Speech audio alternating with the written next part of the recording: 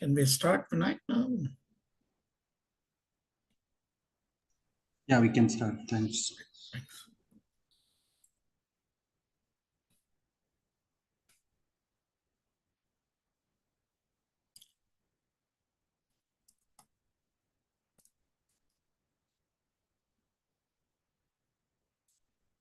Can you see my screen, Vinayak, right now?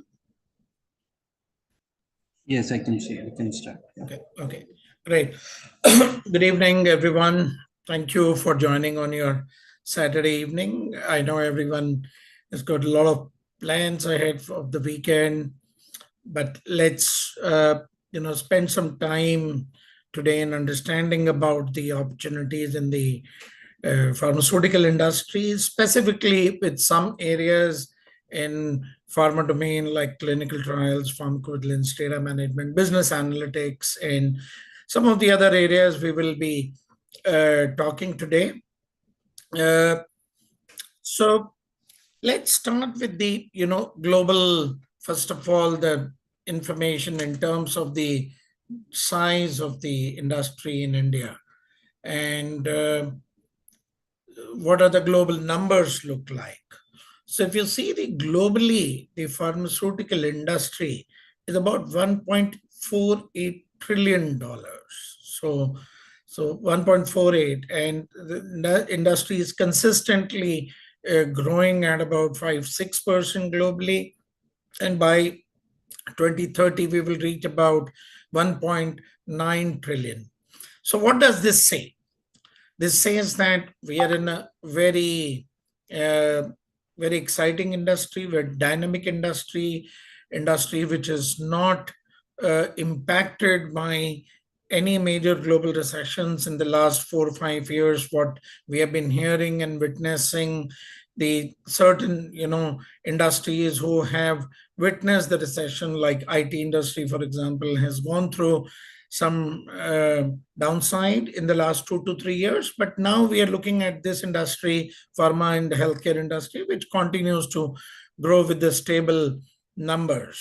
And if you see this number 5-6%, it's huge. When we look at that level of $1.48 trillion, that makes 6% as a very, very healthy number. Out of which, when we look at the clinical trials industry, the clinical trials today is about $47.2 billion in 2023. When we closed, industry size for the clinical trials was 47.2 billion. And India today does close to about 2 billion in terms of the outsourcing. When we global trial companies are outsourcing, we are still lower in comparison to the some of the large markets, but number is now growing very fast. If you look this data exactly about 24 years back, when 20 years back, when Cliniminds was set up in the year 2004, at that time, the industry size was less than $20 million.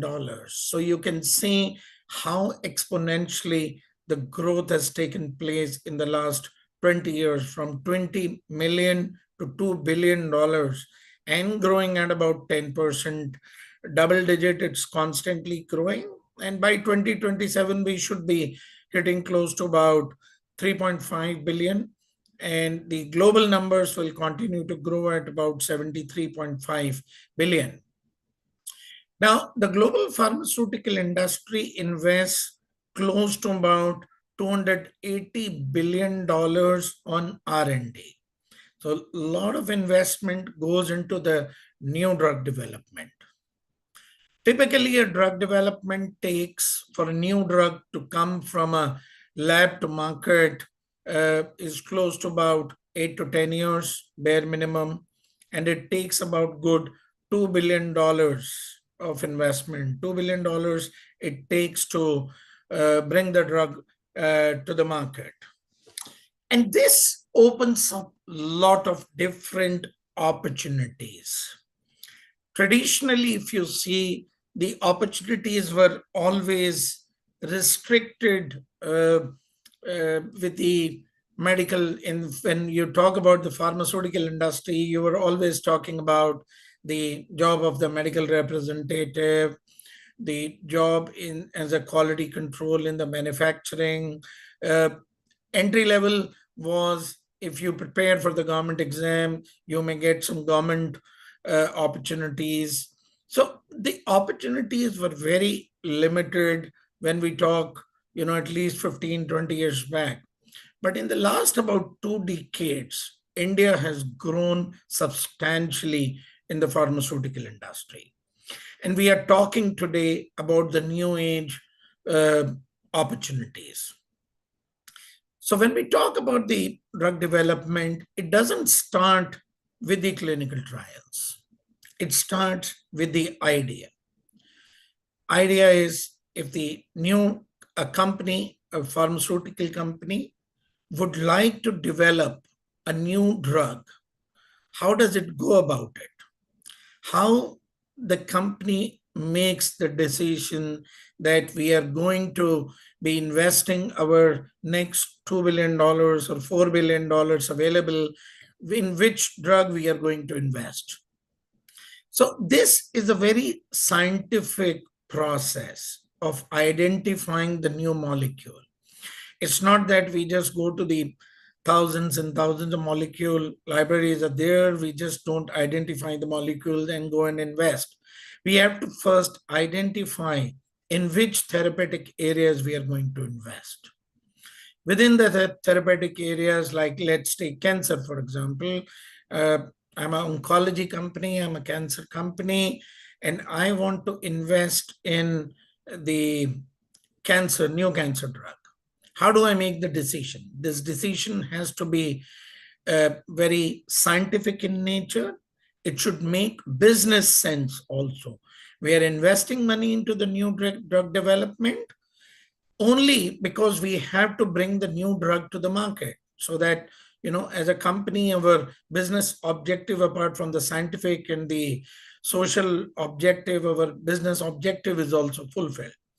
So we identify the new molecule, we identify the new therapeutic areas, and then we, go about identifying, we do the research, we do the demographic studies, we do the various other, scientific and data. We look at the literature, which are the current diseases, which are different kinds of cancers, which are currently prevailing, how the cancers are growing in the different geographies, which are the current drugs which are available to treat the cancers, which are the new therapies which are under development, who are our competitors, what kind of drugs they are developing as well. What is the global regulatory framework like? How is the regulatory environment in different markets? How do we, if we launch the drug 20, 30, 10 years, 8 years down the line, what will be the market size I will have? What kind of a pricing I will be able to charge 8 or 10 years down the line? Who will be my competitors? So a lot of these things we have to analyze, and then we can make a decision about the new investment into the drug. And that's what is called pharmaceutical business analytics. In this, we study the different aspects of the drug size, the market size, competition, the competitive intelligence. How do we forecast in terms of the market size, the market growth? How do we study the pricing models, health economics and outcomes research? How we study the sales force effectiveness, the sales force which is going out in the market, how are they performing? How is the market, the doctors writing your prescriptions? So I do a lot of such analysis in this role in the business analytics. And there are close to about 150 companies plus companies in India which are providing this global outsourcing. And this outsourcing is at present is close to about $3 billion from India alone. And there are a lot of new career opportunities for the freshers or people who are working early stage in their career in the last 2 years, 3 years. just started their careers, they can also enter into this sector of pharmaceutical business analytics. So in this, apart from the domain expertise like competitive intelligence, healthcare systems, forecasting, all these subjects, you also learn certain technologies like Python, Tableau. You don't need to be computer programmer for that. These are the very easy to use technologies. You all have seen ChatGPT, how ChatGPT functions. So if you can use ChatGPT, you can pretty much learn with a lot of ease things like Python. Tableau is very simple, as good as PowerPoint. As if you learn PowerPoint, you can learn Tableau. So a lot of these advanced Excel are very, very useful skill sets which are required in the pharmaceutical business analytics. Then we, move towards the drug development. Once we have decided that which molecule we are going to invest, we first, study in the lab environment. And once we identify the target molecules, we go towards the preclinical studies. The preclinical studies are the animal studies in the animal models. We want to first see the safety and efficacy of the drugs in the animal models. If the drug is efficacious and it gives us the safety profile also that is safe in the animal models, we move towards the clinical trials. When we conduct the clinical trials are the trials which are conducted on human beings. The clinical trials are conducted as per the global regulations. If we are conducting the trials in India, we follow the new drugs and clinical trial rules 2019 and the related guidelines like ICMR guidelines for the human safety in the clinical trials. If we are conducting the trials in US, we follow the CFR, Code of Federal Regulations 21 CFR, which deals with the clinical trials. Similarly, every country in Europe, we follow EMA regulations. So every country has got their own regulations. But at the same time, in order to harmonize that, if I'm conducting the trial in India, whether my data will be acceptable in United States or Europe or Japan, Australia, Canada, we follow the harmonized guidelines, which are called ICH GCP principles. These are the harmonized guidelines whereby every country which is conducting the clinical trials have to follow ICH GCP principles. ICH GCP principles lay down the good clinical practice for the clinical trials, that how we ensure the subject safety, what are our responsibilities as the sponsor, what are our responsibilities as investigator. So we follow these guidelines. So in addition to the regulations, we also follow the ICH GCP principles. Now, the drug development is a long-term process. I mentioned earlier, it takes about good 8 to 10 years to bring the drug to the market. Hence, we conduct the study, the human clinical trials, in different phases. The role of every phase is to ensure that the drug continues to be safe. It's always safety over efficacy. If the drug is safe, we will continue to do these studies and work towards the efficacy studies. And that's where the role of the phase 1, phase 2, and phase 3 clinical trials come. Phase 1, we generally take the healthy volunteers. I say generally because there are certain exceptions like oncology or the certain hepatitis C or HIV kind of studies where the drugs are fairly toxic, so we take a subject population. Otherwise, we take the healthy volunteers in the phase 1 to do the safety studies to ensure the drug is safe. We also carry out the pharmacokinetic dynamics, routes of administration, and then we move towards the phase 2. In the phase 2, our target is the diseased population. Generally, the sample sizes are calculated. The journal is anywhere between 250 to 500, but that's always as per the statistical model. So any sample size for any clinical trial is calculated through the statistical model. And we use various statistical models. We also use certain softwares like SAS to calculate the sample size as well. Now, once we have this established sample size for the phase 1, phase 2, and phase 3, now in phase 2, we conduct the both efficacy and safety study. We remove the bias through various methods. And once we have our safety and efficacy data, we move to phase 3 of the clinical trials.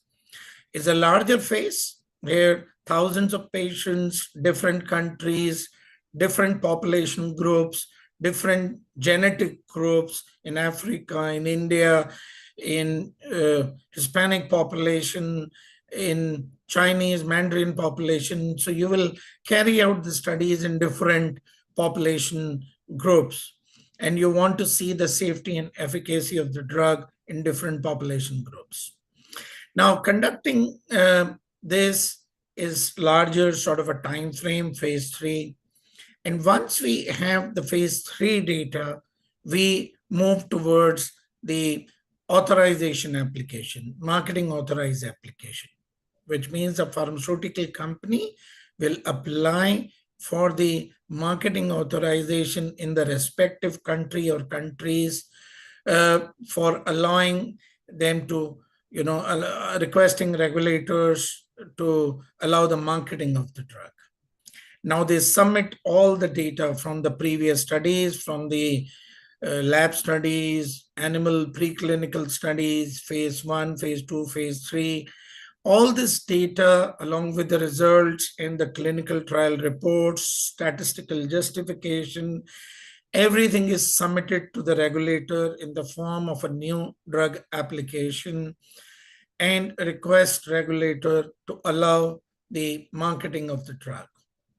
Now, the regulator, on the basis of the data, quality of data, the safety and efficacy data, they will study the data. They will see whether the drug has got any benefits over the existing therapies. The drug is safe. They will, on the basis of all this information, the regulator would allow you to market the drug. If the regulator feels the drug is not safe, it needs more studies, they will go back to the sponsor and ask them to run the more studies on the safety. Or if there is a COVID-like condition where you have a pandemic, you may be given the temporary approval. The short temporary approval is given whereby you will launch the drug to meet the current epidemic or a current threat, but continue to submit the safety data for the long term. And we recently saw how it came out that there are Covishield is on the basis of this post-marketing data, which was analyzed by the regulators. It has come out that the Covishield has certain the side effects and is causing certain major serious adverse events. Now, that's where the role of the post-marketing term, which you have often heard these days, is pharmacovigilance. The pharmacovigilance is used at every stage during the clinical trials, the drug safety. During the clinical trials, we ensure that the drug which is under trial, under study at present, is safe for the patients. We analyze the safety data during the entire clinical trial and submit this data to the regulatory agencies as well. At any stage, if we find the drug is not safe, is causing deaths, it's causing permanent disabilities, is causing major threats, then we withdraw the drug, and that's where the cost of the clinical trials is high. When we see that number of $2 billion, why that $2 billion?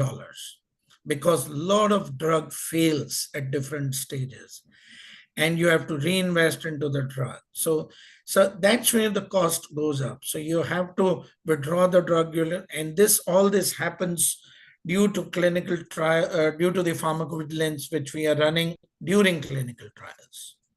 But now your drug is in market after the phase 3. When you apply for the marketing authorization, your drug is now available in the market. But as a pharmaceutical company and as per the global regulations now, as a pharmaceutical company, it's your responsibility, it's a legal responsibility now to collect the post-marketing safety information, which is commonly known as the pharmacovigilance. You have to collect this data from various methods. These methods are get the literatures from the literature. So a lot of international journals are published about the diseases, about the drugs, what sort of an impact these drugs are having. So a lot of this data is published. So from this data, you have to get this safety information about the drug.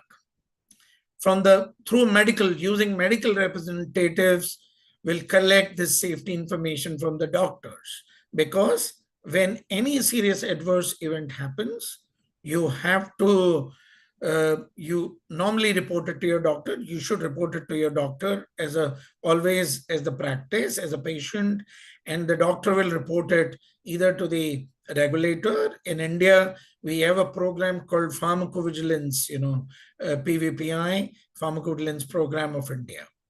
Now, you report it to the PVPI in India, FDA in US, EMA in Europe, and PMDA in Japan, and similarly, a lot of regulatory agencies.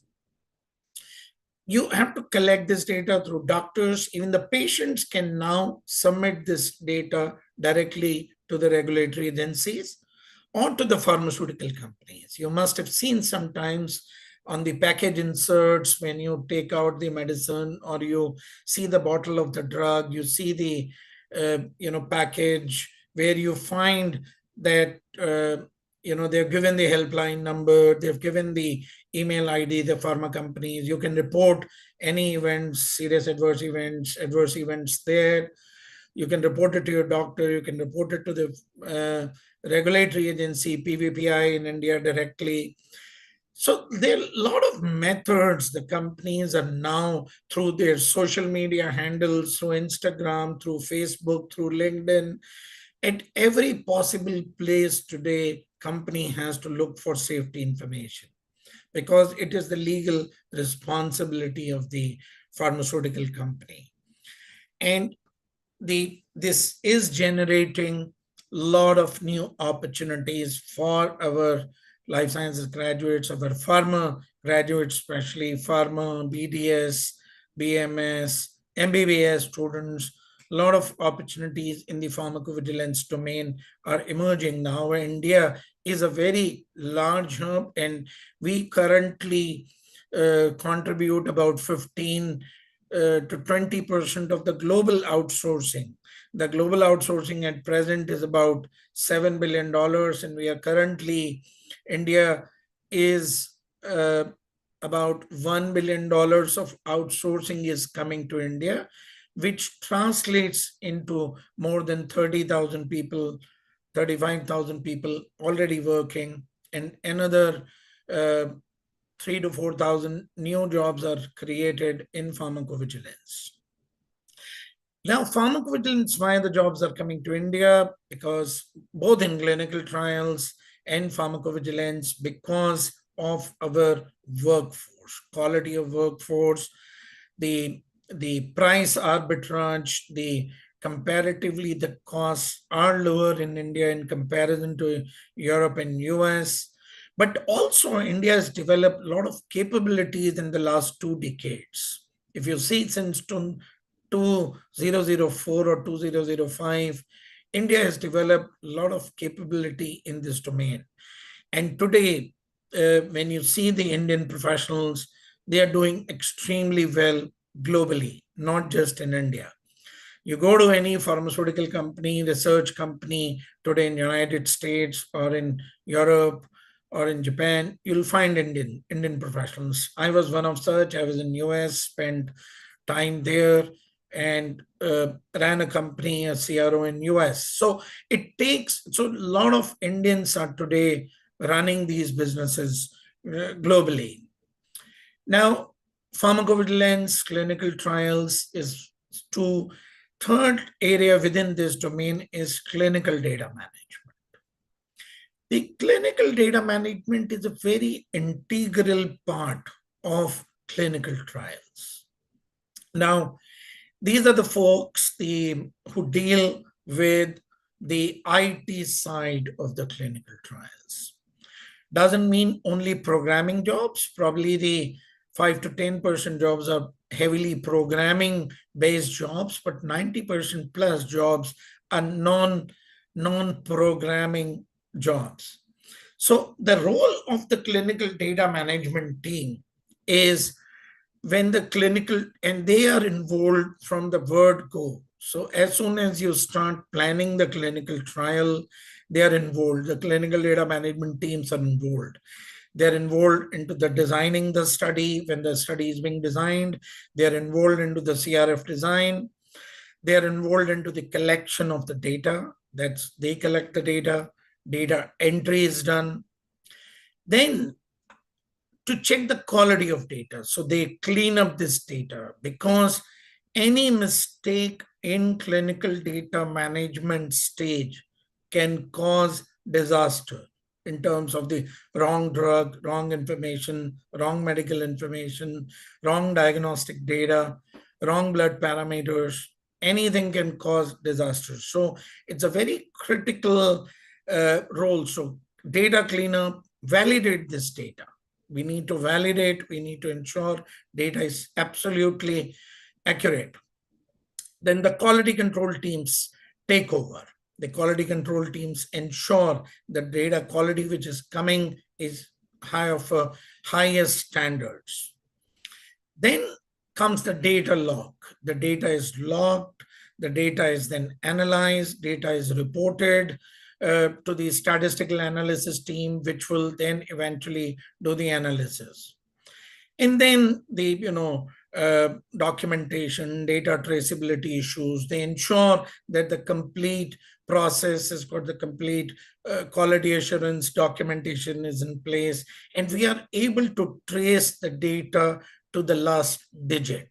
So they play a very important role, excellent job role for the students from the all life sciences sector background, excellent opportunity.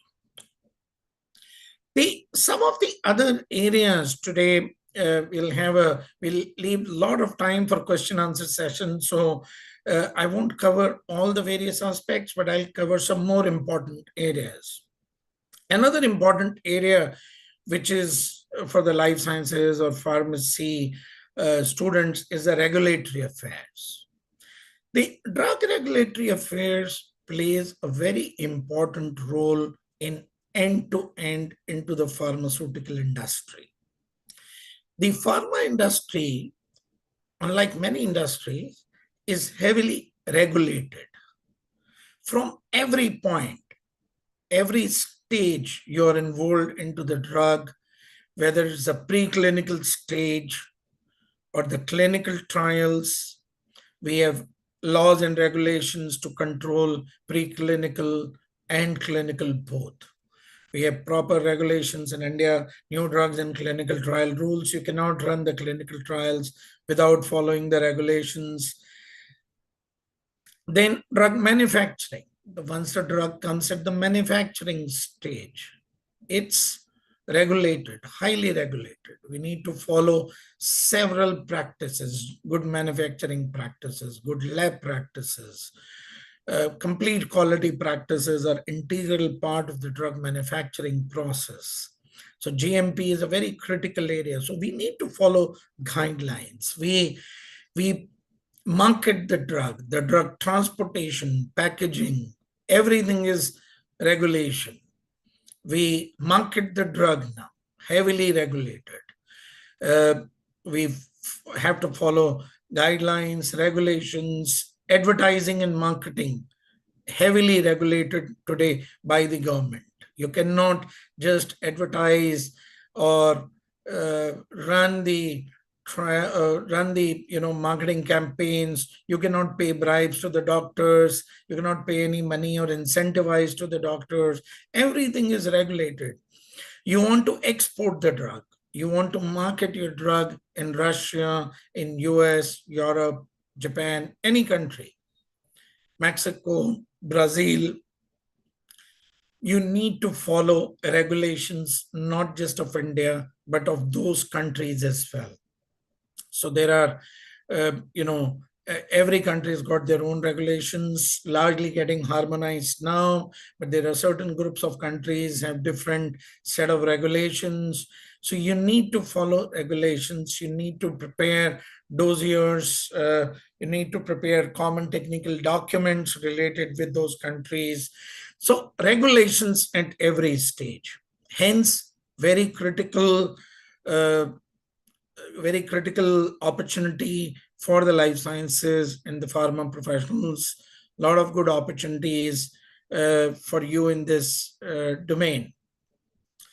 Once you acquire experience, there is another area which is growing, is medical and scientific writing.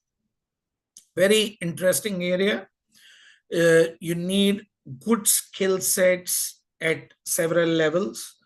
Medical writing teams should have, medical writing professionals should have good command on English. Very important that you should be able to read English journals, analyze that information, scientifically analyze the information, rewrite the information, prepare the statistical analysis out of that, or vice versa.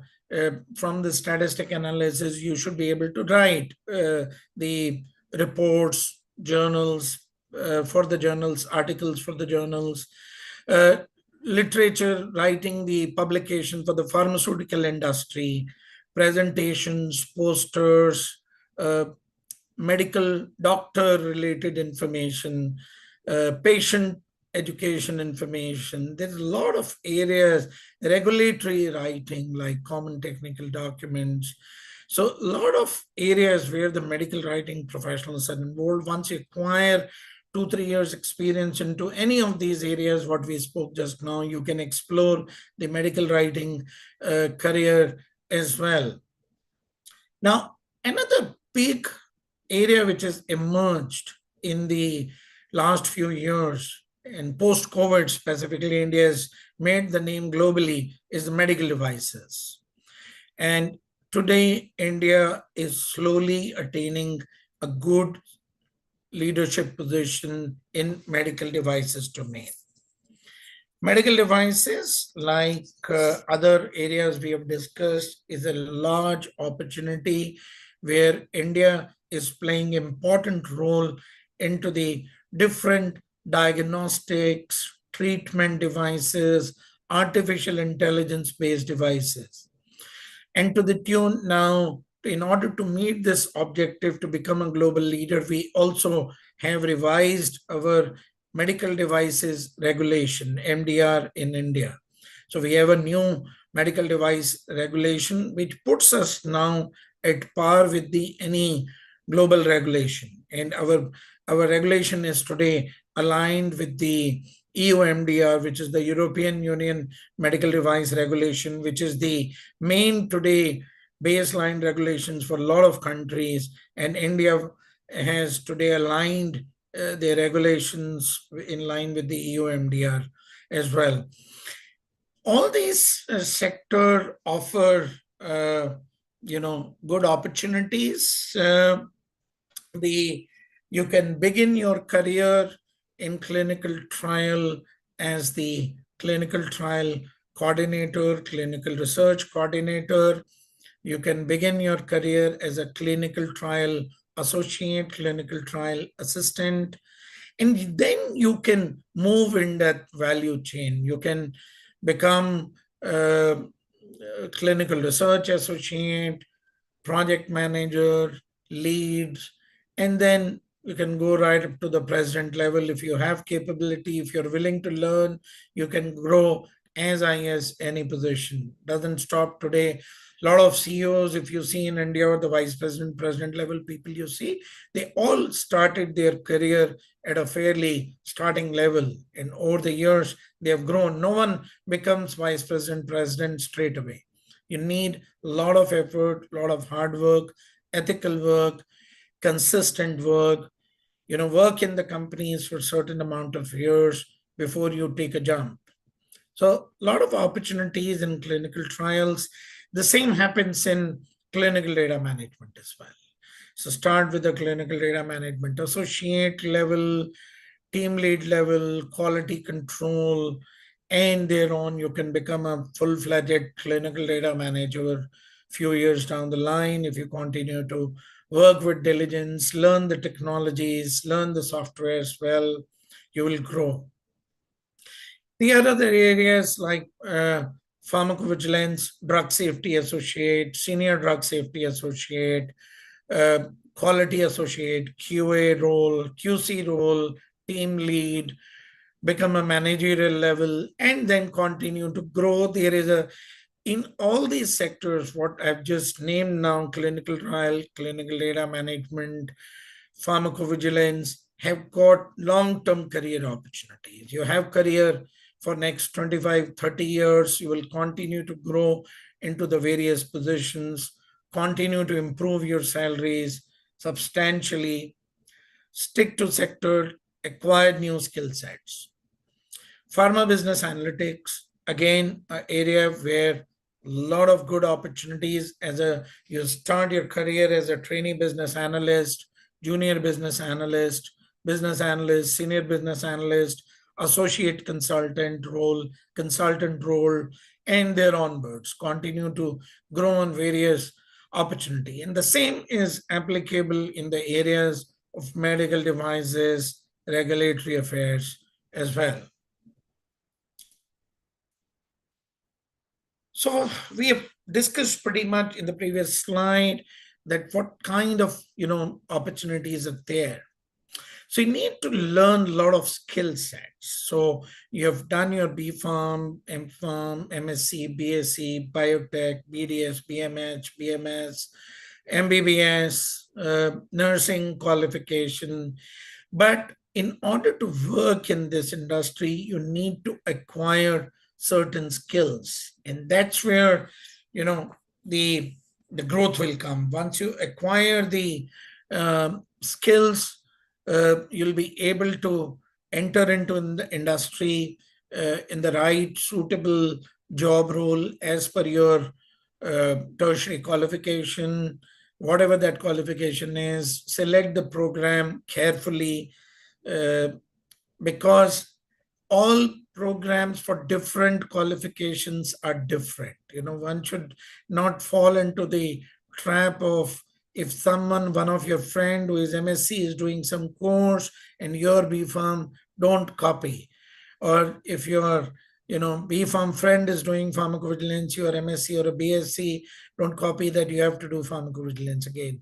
Because if you choose the program carefully at this stage, you will be able to build your career nicely. Because choosing the wrong program because one of your other friends is doing the course or your cousin did that course, it's not a good idea. Always go back, come back to us counselors who will give you the right career advice that what you need to do with your qualification. So you need to acquire different skill sets. You need to learn in clinical trials, and in all these skill sets, what you're seeing on the screen is also uh, there are softwares involved. In every skill set, you need to learn certain amounts of softwares. And these are not the softwares for the programming side. These are the application software. Something like Microsoft, today you have to use Excel, you have to use PowerPoint, you have to use. Same way in the clinical data management, you have to use clinical data management software. In pharmacovigilance, you need to use the case processing software. In clinical trials, you need to use the CTMS and ETMFs. And if you learn these skill sets while you are learning these programs, it's going to make your qualification much better, and you'll be able to join industry with a lot of capabilities, extra capabilities. So these are some of the opportunities, and one of the important things today, it's not just qualification. It is also learn skill sets, which are the soft skill sets we talk about. And these are very important. Sometimes in certain interviews, they could play a role almost like 50%. 50% weightage is being given to the interviews, skills, how do you perform an interview, your soft skills, and maybe 50% towards the technical understanding of these subjects. So a lot of these skill sets like domain skills, very important. When you go for a drug safety associate in pharmacovigilance, clinical trial associate, clinical research coordinator, business analyst job role, you must know what these skills are. What will you do as a drug safety associate? What will you do as a the business analyst? So you need to learn these skill sets and should be properly certified, accredited institutions. English communication, extremely important. We hear sometimes the role of our mother tongue, the role of the regional languages, but it's very important to learn English because English is the base today language, because India is getting the global outsourcing, and all the work which is coming to India is also coming due to our English capabilities, because we have an ability, our education system functions that way, that we learn the subjects in English, and we need to ensure that we read, write, speak, and we should have a listening abilities. If someone is speaking English, we should be able to understand and decipher what that person is asking. Very important in the skills in the life sciences sector domain, because it's without English, there are practically no jobs today in this sector. Presentation skills, group discussion. Are you able to make presentations to your colleagues? Are you able to present to your clients? Are you able to create good PowerPoint presentations? Are you able to make a good high impact presentation in front of a large groups? Very important skill set, because that reflects your confidence, that reflects your excellent communication skill sets. Very importantly, keyboard skills. In the new world order, where the artificial intelligence is taking over very fast, there are no more pen and paper jobs. There are no jobs with mobile phones. Everyone today who is sitting in this room must have good keyboard skills. You should be able to do PowerPoint presentations. You should be able to do the Word documents, type well, Excel. Uh, but now, with the changing business environment, you should also be able to use the artificial intelligence. Use the platforms like ChatGPT a lot. There are a lot of opportunities in ChatGPT whereby you can learn a variety of things. You can learn literature tools. You can learn a lot of things with the help of ChatGPT, how it can help you in customizing your business process, changing your business process, reducing time using the technologies. And these skill sets will come handy to you when you join the job in the companies. If you can use these technologies, if you're friendly with these technologies, these are going to help you a lot in the coming days. So one, the skill set which is going to save you all is computer skill set. Good handle on computer, Excel, PowerPoint, Word, ChatGPT, Google, all these skill sets, literature search on PubMed. These are the fundamental skill sets which are going to help you a lot. The other soft skills like time management and team working. How do you manage your time? You're wasting your time in watching these videos and the reels and Instagrams, or you're using your time wisely. How do you reach? How you're careful about your meeting time when you have to reach for interview, for example, to Cognizant or TCS or any company, campus of any company. Have you given yourself a lot of time? Your interview time is 10 o'clock. Are you reaching at 10 to 10? You might not even get opportunity to face the interview, because from the gate, security gate entry to the entire protocol, by the time you reach to the actual interview room, it might take you 20 minutes. So plan your time very, very wisely. And the same happens in the life sciences sector where we are. Every day has its commercial value. One day delay in the launch of the drug will cost pharmaceutical company $1 million, close to about 8 crores of rupees loss per day delay in launching the drug. Hence, the time management is critical for the pharmaceutical research, and for that matter, any process in pharma sector. Every sector of life, rather, today, because we're talking about the pharma sector, we'll stick to that. Team working. Again, there are no me jobs. I will do it. I'm good at that. Are you good with your team? Are you willing to learn with the team? Are you willing to work with your team? How you perform as a team and not just at individual. So there are very few jobs again where today you're going to be a one single performer.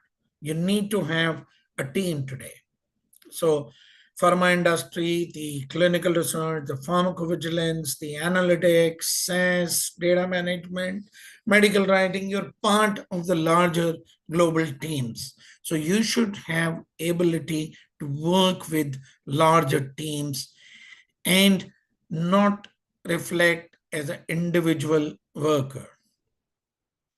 Last but not least, the flexibility and mobility. There are no more work from home jobs for the freshers. If you're a fresher, just started your career last 1, 2 years, 3 years, or about to start your career, please note there are no more work from home positions. Most pharmaceutical companies, research companies, life sciences, consulting firms are back in office. And you will learn best in the office. There's no way you will learn at home in your pajamas or t-shirts or shorts. You won't learn. You will learn in office environment. You will learn from your colleagues. You will learn from your seniors. You will learn while having coffee. You will learn while having a soft drink. You will learn from the colleagues on the water cooler. So there are plenty of opportunities to learn and acquire new skill sets in office environment. Do not even ask from the interviewer when you go for interview whether I will get a work from home job. You might not even get a job. That's what I'm telling you out of day to day years of experience in this domain. You might not even get a job. So work from office, learn from colleagues, learn from seniors, learn from whole environment where you will be going and working. And be mobile. A lot of youngsters don't stick to your city. Don't be in a comfort zone of your hometown that I need job in my city. There are very few cities. I mean, India is a large country, and this is very unfortunate as well, that industry today is limited to, the industry where we are working is limited to about 12 to 13, 14 cities. I wish the industry grows more. We have seen in our lifetime, in the last about 20 years at least, the sector has grown from 2, 3 cities, Bangalore, it used to be Bangalore, Delhi, Mumbai centric. Slowly it spread it out to Pune, Hyderabad, uh, Cochin, Trivandrum, Ahmedabad, Vadodara. So slowly it is expanding. Mysore, it has increased to Mysore. Kolkata was earlier when we started our career in this sector. There were no job in Kolkata. It used to be very difficult for students from Kolkata, but today Kolkata has grown. And slowly you will find Bhubaneswar in the east is picking up. Bhopal is picking up. Now slowly industry is growing. But be mobile. Do not stick to that. I want work from home job in my city. So go ready to work. You will learn a lot. Trust me. I've worked in individually and I've seen a lot of my friends and colleagues who have worked in multiple cities in India and overseas. You learn a lot. You are all willing to learn overseas, but work in India first. I think India is a great place. If you learn in Mumbai, learn in Delhi, learn in Bangalore, Hyderabad, all these major cities, you will learn a lot. Go and work a city which is different from your city, and you will see the impact of that in your career. And trust me, when I say this, I mean this because I have experienced this personally. Cliniminds has been in this industry now for 20 years. We started in the year 2004 with a small clinical trials program, but today we have over 30 different programs in various parts of the pharmaceutical industry. All these areas, what you saw in the previous slide, we offer this training programs in all these sectors. We experience now 20 years plus in this industry. Today, 10,000 plus alumni. We need to update this slide. Unfortunately, it's still. So 10,000 plus alumni today working in all major, minor, bigger MNCs, Indian companies, pharma companies, CROs, life sciences consulting firms, hospitals, wherever we find at so many places today, Cliniminds alumni. And today we place over 200 plus verified recruiters.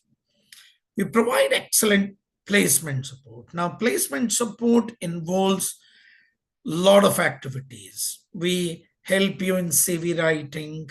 We help you in mock interviews, prepare you for actual interviews. We help you into those aptitude tests, which are required sometimes for certain positions. And then we arrange your interviews with the companies. Actual interviews, campus interviews are arranged by Cliniminds. And the way we prepare our students, majority of our students get placed. We see no reason if you are well prepared, if you spend your 3, 4 months, 6 months, depending upon the program to program, if you spend wisely, spend time in learning the program, attend your pre-interview trainings, which we organize specifically for you. No way you will not get placed. You will get placed. We'll continue to handhold our students till they are placed. Our programs are certified by the Life Sciences Sector Skill Development Council, which is part of the Ministry of Skill Development. They are the awarding body. They award our certificates. Our program certificates are awarded by the Life Sciences Sector Skill Development Council. The final exams are taken by the council, and Cliniminds provides the postgraduate diploma, the built-in internships in these programs, and ISET GCP certification, which is very important certification to work in anything in the clinical trial sector. Our programs are internationally accredited since 2013. We are accredited in US, and that gives our accreditation a lot of credibility globally. This is called Accreditation Council for Clinical Research Education.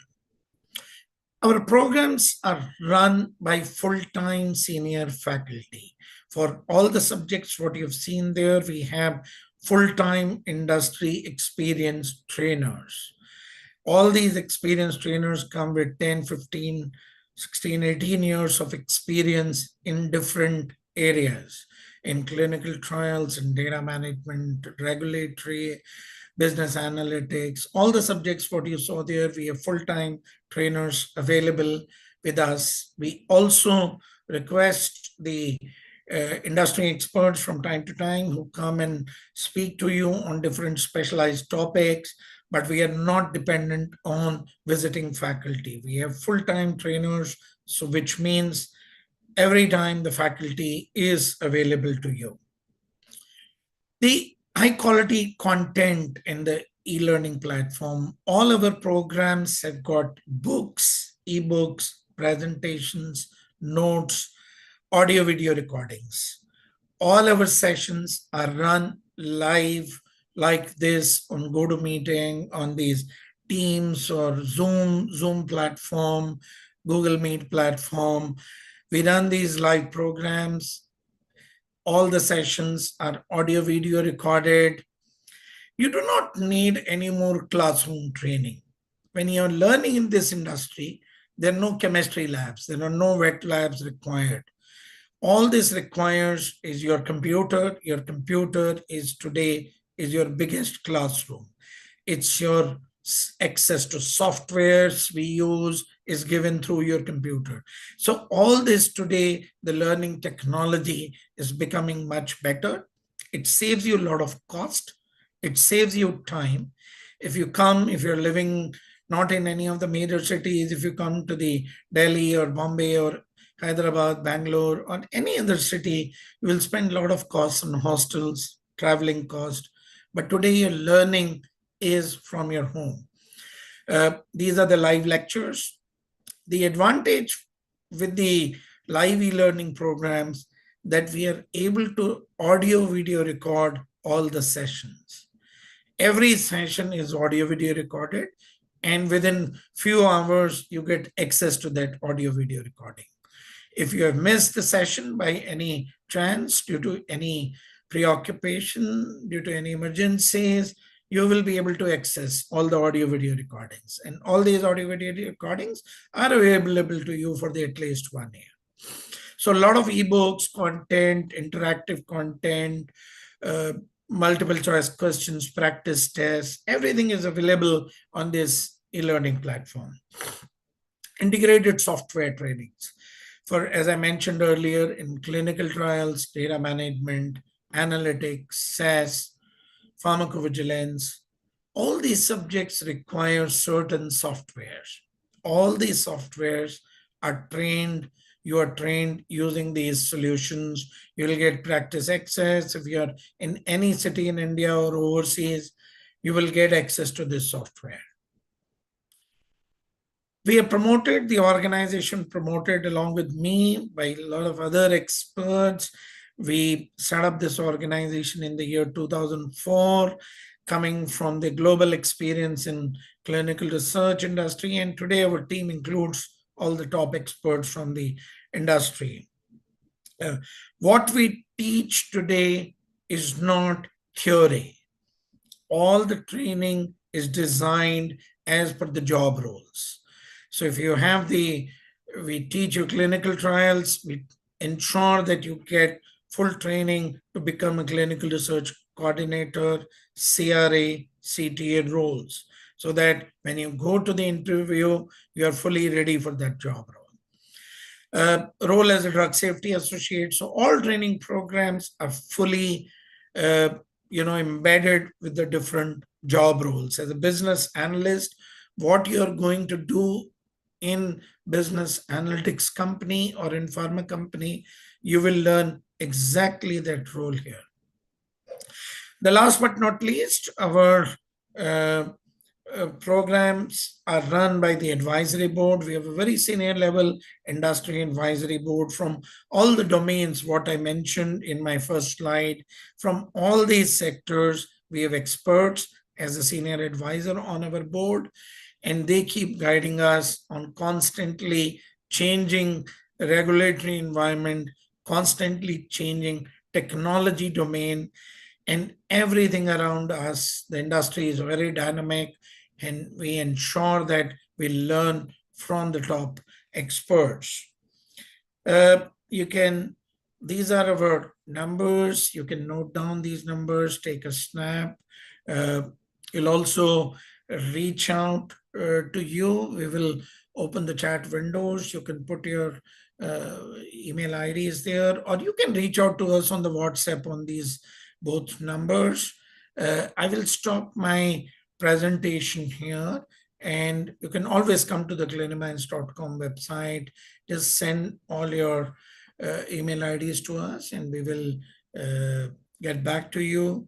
The programs, the next batches are starting from the next batch is starting from 30th June for the pharmaceutical business analytics, and for clinical research 1st of July. Admissions are ongoing, but now I'll take a pause here, and I'm happy to take questions from you. Nike, you can open the audios and I'll take the questions.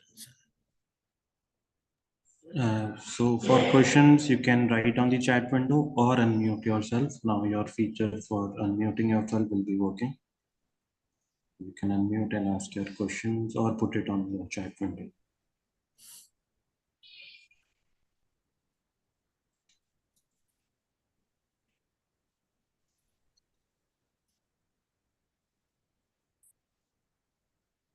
वो सूखा है मामूर है ये क्या है mummy